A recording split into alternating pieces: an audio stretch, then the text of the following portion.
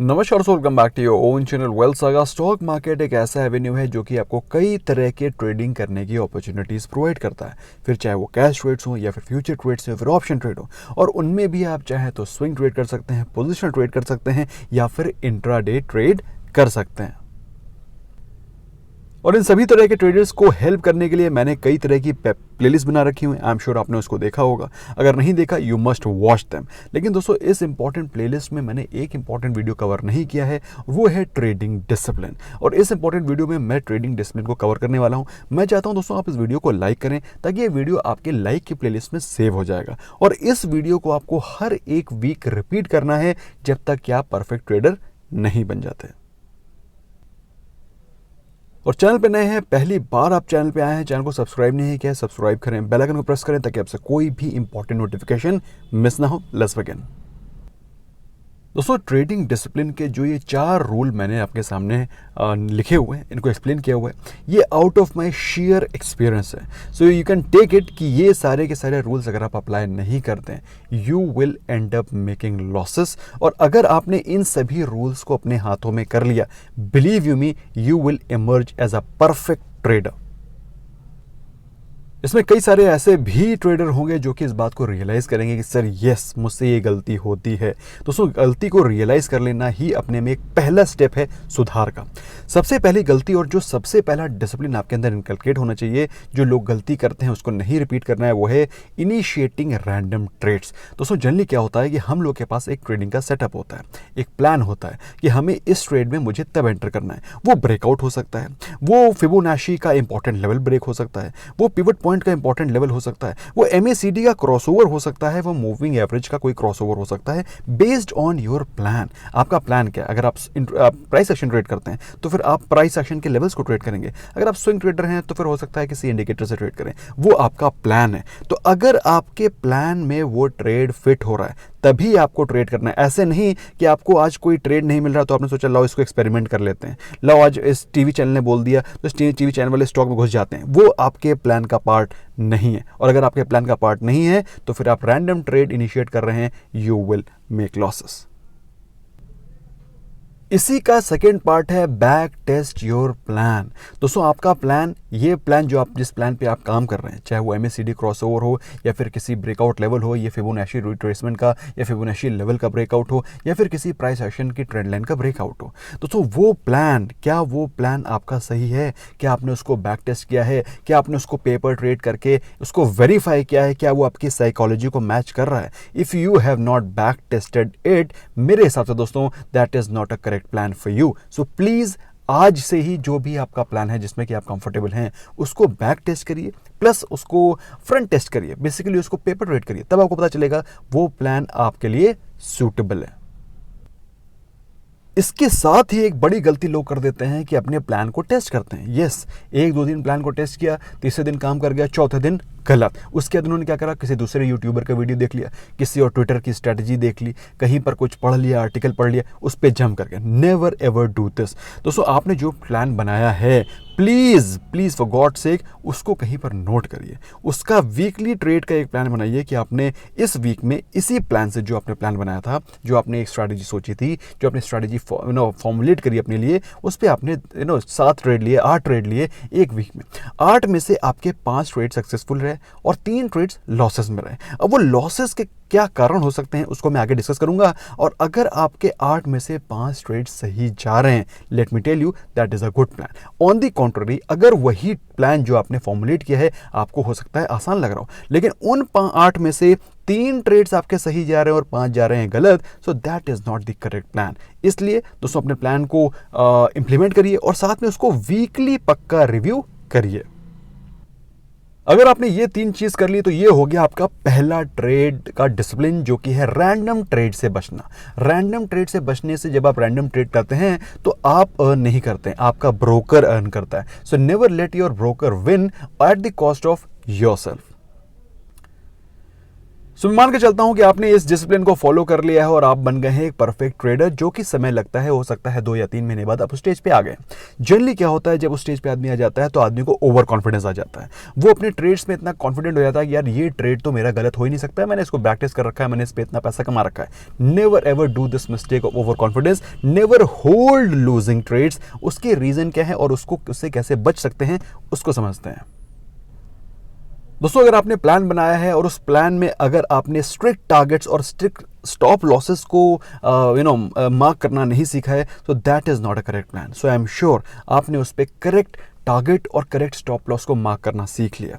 और अगर आपने उसको मार्क करना सीख लिया है तो उसको अप्लाई करना मत भूलें। स्टॉप लॉस उस पर फीड करना है, आपके माइंड पे स्टॉप लॉस नहीं चलना चाहिए। स्टॉप लॉस आपका क्लियरली डिमार्केटेड होना चाहिए। या तो आप चाहें तो OCO ऑर्डर लगा सकते हैं, you can place OCO order. OCO order कैसे लगाते हैं अगर आपको नहीं पता है, you can watch my videos. इसके अलावा अगर आपको स्टॉप लॉस लगाना नहीं आता है, SLM लगा सकते हैं। इसके अलावा अगर आपको स्टॉप लॉस लगाना नहीं आता है तो आप अपने कहीं पर पेपर पे लिख करके रखें कि भाई इस प्राइस पे अगर ये स्टॉक नीचे गिरा तो I will exit it without any emotions. इसके अलावा दोस्तों, अपने एग्जिट के रूल्स को क्लियर कट स्पेसिफाई करके रखो। अगर ये दोनों चीजें आपने कर ली तो बिलीव यू मी, आप सेकंड ट्रेडिंग डिसिप्लिन में भी महारत हासिल कर लेंगे। आप कोई भी लूजिंग ट्रेड होल्ड नहीं करेंगे। अब क्वेश्चन ये होगा कि सर एग्जिट रूल क्या रखें। दोस्तों, एग्जिट रूल का सिंपल तरीका ये है कि आपने किस प्रकार का ट्रेड लिया, आपने किस प्रकार का ट्रेड लिया। फॉर एग्जाम्पल, अगर आपने स्विंग ट्रेड लिया है तो आपका एग्जिट रूल क्या है। For me the my exit rule starts, अगर मैंने कोई स्विंग ट्रेड लिया है, मुझे 5% की इनकम उस पर कमानी है। अगर मैंने 5% उस पर अर्न कर लिए, I will exit from that trade. मैं उस पर बना नहीं रहूंगा, नंबर 1। नंबर 2, अगर मैंने कोई ऑप्शन ट्रेड लिया है, स्टॉक ऑप्शन का ट्रेड लिया है, my target is going to be 10%। 10% मुझे प्रॉफिट मिल गया, मैं उसी दिन निकल जाऊंगा, आई विल नॉट होल्ड। मैंने ऑप्शन राइटिंग का ट्रेड लिया तो उसमें मेरा 30% का प्रीमियम डिके हो गया, मैं उससे निकल जाऊंगा। These are my exit rules. दोस्तों, मैंने अपने हर एक स्ट्रैटेजी के लिए अपना सेपरेट एग्जिट रूल डिफाइन किया हुआ है। जनरली वो मैं अपने कोर्सेज में डिस्कस करता हूं, लेकिन मैंने कुछ अपने एग्जिट रूल आपके साथ डिस्कस किए। So always maintain your exit rule और उस पर निकल जाएं। अगर आपने 5% का प्रॉफिट बुक नहीं किया तो मार्केट बुक कर लेगी और जिस ट्रेड में आप प्रॉफिट कर रहे थे उसी ट्रेड में आपको लॉस हो जाएगा। दोस्तों, ये 2 बड़े पिलर्स थे of trade discipline. Number 3 is limited risk. दोस्तों, आपकी कैपिटल ही पावर है फॉर अ ट्रेडर।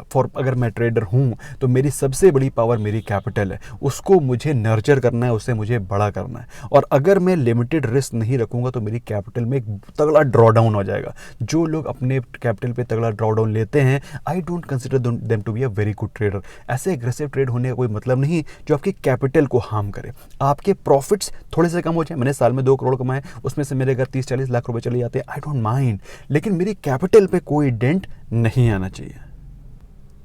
और उसका सिंपल तरीका ये है दोस्तों, कभी भी मैंने स्टॉक मार्केट में अगर लॉस किया है तो उसका सिर्फ एक ही रीज़न रहा है, मैंने कोई पोजीशन बड़ी ले ली है। क्योंकि ट्रेड मेरे फेल इसलिए नहीं होते क्योंकि मैंने कोई ट्रेड स्ट्रैटेजी गलत हो गई है, एंट्री या एग्जिट गलत हो गई, नो। कभी मैंने पोजीशन ज़्यादा बड़ी ले ली और कहीं वो अनएक्सपेक्टेड मूव हो गया तो मुझे लॉस होता है। तो उसके लिए दोस्तों मैंने क्या सीखा और मैं आपको सिखाना चाहता हूँ कि always keep your position in limit. अब दोस्तों, उसका सिंपल तरीका मैंने आपको बता रखा है इससे पहले भी। अगर आप स्विंग ट्रेडर हैं और आपके पास 1 लाख की कैपिटल है, always divide your capital in 10 parts, 10,000 rupees each. 10,000 रुपये का सिर्फ एक ट्रेड लें, उस प्रकार से आप 10 ट्रेड ले सकते हैं। जनरली लोग क्या करते हैं, 1 लाख की कैपिटल है, पूरा एक स्टॉक में घुसेड़ दिया या फिर 2 स्टॉक में घुसेड़ दिया। No, divide your capital. आप 20,000 के 5 ट्रेड ले सकते हैं, but keep your position under limit. For example, आपने 20,000 का ट्रेड लिया और आपको 10% का भी लॉस हो जाता है, जनरली 1 या 2% का स्टॉप लॉस रखते हैं, फिर भी 10% का लॉस भी हो जाता है तो आपको सिर्फ 2,000 रुपये का ही लॉस होगा, विच इज इन टोटलिटी अगर आप देखें पूरी कैपिटल का मात्र 2% है। मेरी बात समझ में आ रही है? So keep your position sizing under limit. This is the very very very important thing of being a good trader. दोस्तों, पोजीशन को साइज कैसे करना है वो तो मैंने आपको समझा दिया है। इसके अलावा अपने रिस्क पर ट्रेड, दोस्तों जनरली मैं अपने किसी भी कैश ट्रेड में या जैसे मैंने किसी स्विंग ट्रेड को लिया है तो मैं अपनी 1% से ज़्यादा कैपिटल को रिस्क पे नहीं रखता हूँ। इन इंट्राडे, और किसी भी ऑप्शन ट्रेड में 10% ज़्यादा कैपिटल को रिस्क में नहीं रखता ऑन इंट्राडे बेसिस। तो अगर मैंने कोई ट्रेड लिया है तो मैं अपनी कैपिटल पे सिर्फ 1% का रिस्क रखता हूँ, ताकि सपोज मैंने अगर 1 लाख की कैपिटल, एग्जांपल बोल रहा हूँ, 1 लाख की कैपिटल मैंने इन्वेस्ट करी, उसमें मैं 10,000 का ट्रेड ले रहा हूँ, 10,000 का एक ट्रेड ले रहा हूँ, तो इसमें अगर मेरी पूरी की पूरी कैपिटल पे 10,000 की कैपिटल पे जो मैंने एक ट्रेड लिया 10,000 की कैपिटल पे 10% का भी रिस्क हो जाएगा, तो मेरी ओवरऑल कैपिटल पे कितना रिस्क हुआ? जस्ट 1%। तो माई रिस्क ओवरऑल कैपिटल पे सिर्फ 1% होता है, जो कि मेरे इस ट्रेड का 10% रिस्क है। आपको मेरी बात समझ में आ रही है मैं क्या बोल रहा हूँ? जो मैंने बोला है उसको आप दोबारा देखिए, दोबारा समझिए, आपको समझ में आ जाएगा। दोस्तों क्या होता है, जनरली आप जब ग्रेजुएट कर जाते हो तो ये सारी चीज़ें क्या होती है, आपकी बैक ऑफ द पाम आ जाती है, मतलब फिंगर टिप्स पे आ जाती हैं कि हाँ मतलब मेरा इतना रिस्क रहेगा। लेकिन उसके बावजूद भी कभी कभी क्या होता है, बड़े ट्रेड लेते हैं, जब आप एक्सपीरियंस हो जाते हैं तो आपको अपने डेली रिस्क को भी लिमिट करना है। फॉर एग्जाम्पल, अगर मेरे पास 2 करोड़ का ट्रेड, 2 करोड़ की कैपिटल है और बाई चांस मुझे किसी ट्रेड में 2 लाख का लॉस हो जाता है, then I just switch off my computer and exit from that trade. क्योंकि हो सकता है कि मेरा ट्रेड आगे भी इंप्रूवमेंट करके मुझे प्रॉफिट दे जाता, लेकिन ये 2 का 4 भी हो सकता था। तो मैं अपनी डेली रिस्क को भी डिफाइन करके रखता हूँ। अगर आपकी कैपिटल 10 लाख रुपए तो आप अपने रिस्क को डिफाइन कर सकते हैं कि मैं ओवरऑल डे की मैं 2 या 2 से 2.5 2 3 4% जो भी है, मेरे हिसाब से 2 से 3% से ज़्यादा आपका डेली का रिस्क लिमिट नहीं होना चाहिए। तो 2 से 3% का डेली का risk limit, this is the maximum risk limit of any particular day. दोस्तों ये हो गए 3 इंपॉर्टेंट ट्रेडिंग डिसिप्लिन जो कि आपको अपने अंदर निकलकेट करने हैं। दोस्तों वीडियो पसंद आ रहा है तो do smash the like button, क्योंकि इस प्रकार के वीडियोस मैं बहुत कम बनाता हूं, और अगर मुझे लगा कि आपने वीडियो पसंद किया है तो I will make more videos according to this. Anyway, 4th and the most important pillar is over trading. अब ट्रेडिंग डिसिप्लिन का जो ओवर ट्रेडिंग का पिलर, जैसा कि मैंने आपको बताया, जब आप ओवर ट्रेड करते हैं the only person who earns from your trading is your broker, is the exchange, क्योंकि आप एक्सचेंज ट्रेडेड फीस भी देते हैं, इसके अलावा आप ब्रोकरेज देते हैं। तो the only person who earns on your behalf is your broker and exchange, nobody else। तो ओवर ट्रेड करना नहीं है। ओवर ट्रेड करने के लिए क्या है, आपका जस्ट स्ट्रिक्ट ट्रेडिंग सेटअप पे आपको बिलीव करना है। अगर आपका ट्रेड आपके ट्रेडिंग सेटअप को मैच कर रहा है, just enter, otherwise just avoid. हो सकता है आपको किसी दिन कोई भी ट्रेड ना मिले क्योंकि आपके ट्रेडिंग सेटअप को मैच नहीं कर रहा होगा। In case any trade is not meeting your trading setup, आपके ट्रेडिंग सेटअप को मैच नहीं कर रहा है, डू नॉट ट्रेड। ऐसा जरूरी नहीं है, किसी किताब में नहीं लिखा है कि आपको डेली ट्रेड करना है। It is not at all necessary. दोस्तों जितने भी मेरे मेंबर्स हैं दे नो कि मेरी एक स्ट्रिक्ट टाइमिंग है और मेरे स्ट्रिक्ट ट्रेडिंग का पैटर्न है। मॉर्निंग में मैं कुछ कैश ट्रेड लेता हूँ, उसके बाद मैं दिन में 1 या 2 स्विंग ट्रेड लेता हूँ। उसके भी मोरलेस मेरे टाइमिंग सेट है, मेरे ऑप्शन राइटिंग का टाइम सेट है, और उसके बाद मेरा एक BTST का टाइम सेट है। तो मेरे दिन के जो ट्रेड्स हैं वो भी गिने चुने और एब्सोल्युटली डिमार्केटेड है, और इनफैक्ट उनके टाइम भी डिमार्केटेड है कि मैं BTST कितने टाइम पर लेता हूँ, इवन दे नो दिस।